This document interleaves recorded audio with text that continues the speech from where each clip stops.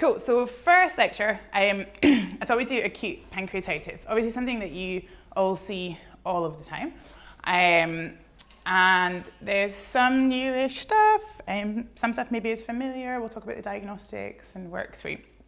So plan of action, we'll split it into two kind of halves. So we're going to look at the diagnostics of pancreatitis, and in particular the limitations of the tests.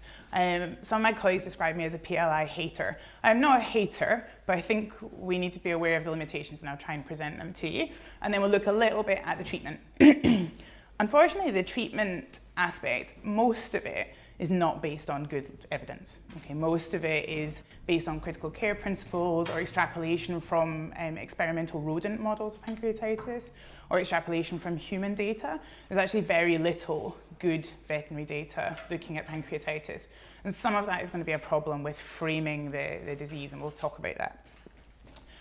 So pancreatitis, as you know, is an kind of auto-activation state. So the normally inactive enzymes are stored in these little zymogen granules, and then you've got the lysosomes, and they should only meet each other within the gastrointestinal tract.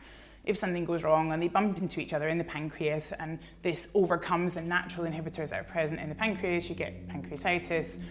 And then we get all the things that go alongside it, so hemorrhage, thrombosis, vascular leak, recruitment of leukocytes, and a systemically unwell dog. So something we all see all the time. We know how pancreatitis presents, right? So most of the animals will have lethargy, reduced appetite, and vomiting. Abdominal pain, certainly more common in dogs. Cats are enormously unreliable when it comes to showing most clinical signs. Some animals will have an element of diarrhea, so the pancreas lives right next to the transverse and descending colon, so they may have like a large intestinal diarrhea, but diarrhea doesn't tend to be the main presenting sign, of course. Woo! If you look at the literature, it suggests a mortality rate of 25 to 50% for acute pancreatitis. That's also my face, so I don't think that's what happens. I guess the problem is this data probably comes from hospital ICU settings, so the really sick ones are the ones that are represented in that data. I think it's very unusual for a dog to die of pancreatitis, would be my experience. Obviously, you can see jaundice, much more common in dogs than cats. The anatomy of the pancreatic duct is different in the dog and the cat. So here's the pancreas down here. Most of the pancreatic secretions actually go down this duct, which is called the minor, or the accessory pancreatic duct, which exit the minor, which is annoying because it's the main one, but anyway. And then some of it goes out through this main duct. And in the dog, that's near the common bile duct. These two ducts in the kind of average sized dog open about 20 centimeters apart.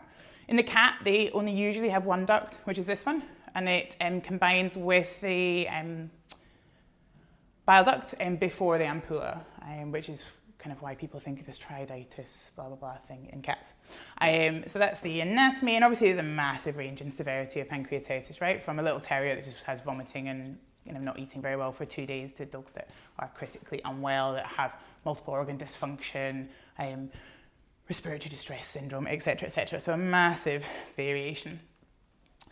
The diagnostics of pancreatitis are problematic, as you all know. So if we think about radiography, it's more or less hopeless for demonstrating pancreatitis. I was looking for a radiograph of acute pancreatitis to show you, and I couldn't find one. So that's how unusual it is to see radiographic changes. You could see or loss of serosal detailing the right cranial quadrant. You could see gaseous distension of the duodenum. You could see abdominal effusion. Very occasionally, dogs with severe pancreatitis have a bit of pleural effusion, but for the most part, radiographs are no use for diagnosing pancreatitis. They can purely exclude other differentials that might look similar. Ultrasound is clearly more useful, but the problem with ultrasound is massively operator dependent. So things that you might see hypoechoic pancreas, you might see hyperechoic areas around it, maybe little fluid accumulations, you may see corrugation of the duodenum, you could see a smidge of fluid, etc., etc.